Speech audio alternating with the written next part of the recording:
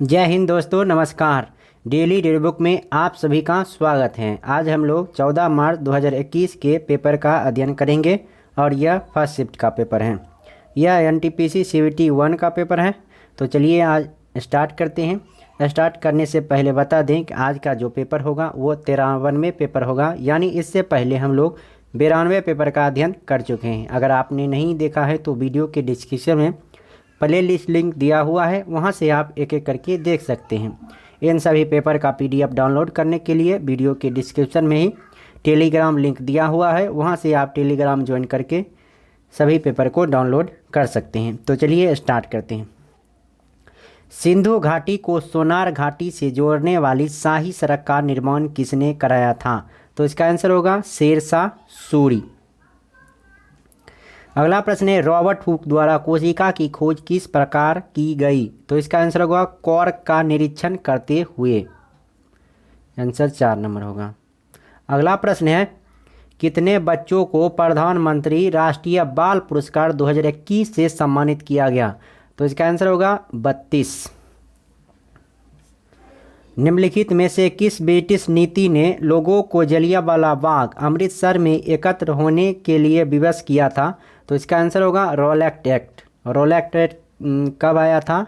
तो 1919 ईस्वी में हुआ था। जलियांवाला बाग हत्याकांड कब हुआ था? 13 अप्रैल 1919 ईस्वी को हुआ था। अगला प्रश्न है, सामान्यतः संयुक्त राष्ट्र प्रतिवर्ष किस माह में अपनी पूर्ण महासभा का आह्वान करता है? तो इसका आंसर होगा सितंबर। अगला प्रश्न है, कक्षा में प्रस्तुति के लिए कौन सा सॉफ्टवेयर अधिक उपयोगी है? तो इसका आंसर होगा माइक्रोसॉफ्ट पावर पॉइंट। अनुच्छेद 170 के अनुसार प्रत्येक राज्य की विधानसभा में सीटों की संख्या डैश से अधिक नहीं होनी चाहिए। तो इसका आंसर होगा 500।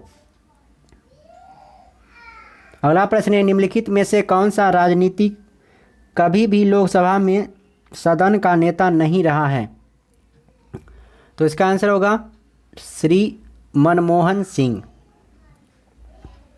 निम्नलिखित में से किस राज्य में सड़क घनत्व सर्वाधिक है? तो इसका आंसर होगा केरल में। किस शहर में गांधी जी को चंपारण की समस्याओं के बारे में सूचित किया गया था और वहां आने के लिए आमंत्रित किया गया था? तो इसका आंसर होगा लखनऊ। ग्लोबल पोजिशनिंग सिस्टम यानी जीपीएस कई उपग्रहों का एक नेटवर्क है जो लगभग डैश की ऊंचाई पर पृथ्वी की परिक्रमा करते हैं। तो इसका आंसर होगा 20,000। इनमें से कौन सी नदी दादर और नागर हवेली में बहती है? तो इसका आंसर होगा दमन। इनमें से किस रेलवे स्टेशन को यूनेस्को के विश्व धरोहर स्थलों में शामिल किया गया है? तो इसका आंसर होगा छत्रपति शिवाजी महाराज टर्मिनल। अगला प्रश्न है, 2011 की जनगणना के अनुसार इनमें से कौन सा भारत का सबसे अधिक आबादी वाला राज्य है? इसका आंसर होगा उत्तर प्रदेश। परमाणु ऊर्जा विभाग की इकाई Raja Ramanna centre for advance technology कहाँ स्थित है? तो इसका आंसर होगा इंदौर में।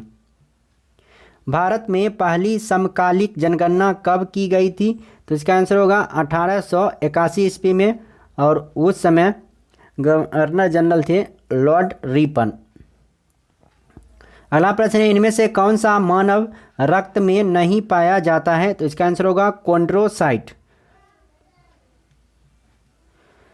2019 में आयोजित संघाई कोऑपरेशन ऑर्गेनाइजेशन की राज्य परिषदों के प्रमुखों की बैठक का आयोजन इनमें से किस शहर में किया गया? तो इसका आंसर होगा बिश्केक।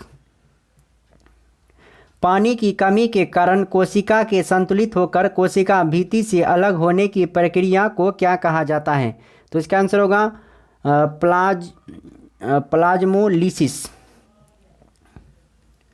भारत ने साइरस रिएक्टर की स्थापना किस स्थान पर की है? तो इसका आंसर होगा ट्राम्बे, मुंबई।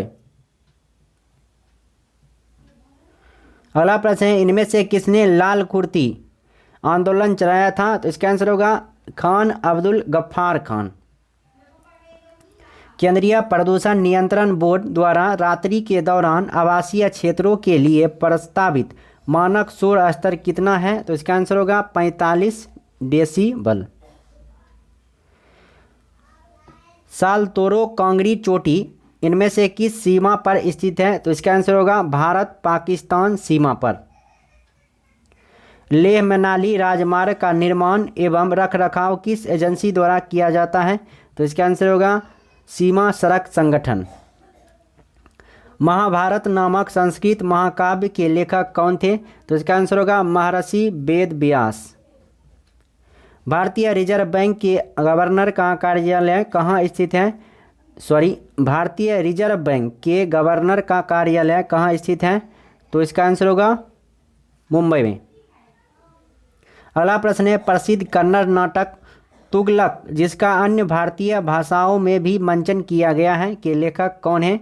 तो इसका आंसर होगा गिरीश कर्नाड।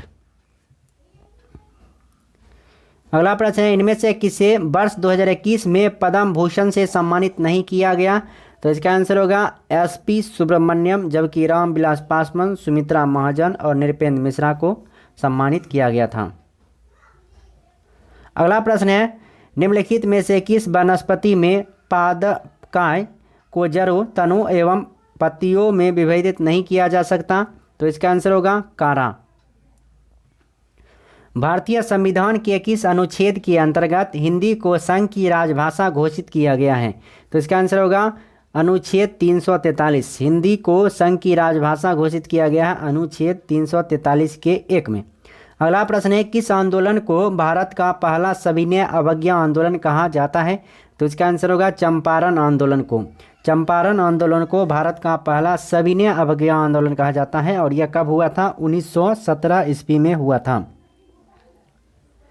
अगला प्रश्न है, भारत में प्रथम जनगणना का आयोजन कब किया गया था? तो इसका आंसर होगा 1872 ईस्वी में और इस समय गवर्नर जनरल थे लॉर्ड मेयो। अगला प्रश्न है, पहली पीढ़ी की कंप्यूटर प्रणालियां किस पर आधारित थी? तो इसका आंसर होगा वैक्यूम ट्यूब पर आधारित थी। अगला प्रश्न है, भारतीय स्वतंत्रता संग्राम के दौरान हुई निम्नलिखित घटनाओं को कालानुक्रम में व्यवस्थित करें। तो इसका आंसर होगा 1 नंबर, जैसे जलियांवाला बाग हत्याकांड 13 अप्रैल 1919 को हुआ था, असहयोग आंदोलन 1920 ईस्वी को हुआ था और उसके बाद नमक सत्याग्रह 1930 को और भारत छोड़ो आंदोलन 1942 ईस्वी को हुआ था। तो इस प्रकार इस प्रश्न का सही जवाब होगा ऑप्शन 1। अगला प्रश्न है, इनमें से किस संस्थान को परमाणु एवं त्वरक प्रौद्योगिकी पर आधारित अनुसंधानों के क्षेत्र में शामिल संस्थानों की जननी माना जाता है? तो इसका आंसर होगा भाभा परमाणु अनुसंधान केंद्र। अगला प्रश्न है, भारत किस वर्ष शंघाई कोऑपरेशन ऑर्गेनाइजेशन में शामिल हुआ था? तो इसका आंसर होगा 2017 ईस्वी में। 2011 की जनगणना के अनुसार भारत में जनसंख्या घनत्व कितना है? तो इसका आंसर होगा 382 व्यक्ति प्रति वर्ग किलोमीटर। अगला प्रश्न है, अंतर्राष्ट्रीय योग दिवस किस तिथि को मनाया जाता है? तो इसका आंसर होगा 21 जून को। अंतर्राष्ट्रीय योग दिवस 21 जून को मनाया जाता है। 1 मई को मजदूर डे मनाया जाता है। अगला प्रश्न है, दिए गए विकल्पों में से असंगत विकल्प का चयन करें। तो इसका आंसर होगा ये मिसाइल प्रक्षेपत्र, यह गलत है, जबकि चिकित्सक की छुरी सर्जरी, छेनी बढ़ईगिरी और सुई कढ़ाई। तो इस वीडियो में इतना ही। अब एक मोटिवेशन कोट देखते हैं, लश्कर कितने भी क्यों ना हो, लश्कर कितने भी क्यों ना हो, हम घुटने नहीं टेकेंगे क्योंकि हमारी रगों में खून नहीं जुनून दौड़ता है। तो यहाँ जुनून दौड़ना चाहिए। अगर आपके रगों में खून नहीं जुनून दौड़ता है तो आपका सिलेक्शन निश्चित रूप से होना चाहिए। इसलिए अच्छी तरह से पढ़ाई करते रहिए और कितना भी कष्ट हो पढ़ाई को ब्रेक नहीं करना है, पढ़ते ही जाना है और बढ़ते जाना है। जय हिंद, जय भारत। फिर मिलते हैं नेक्स्ट टॉपिक में। वंदे मातरम।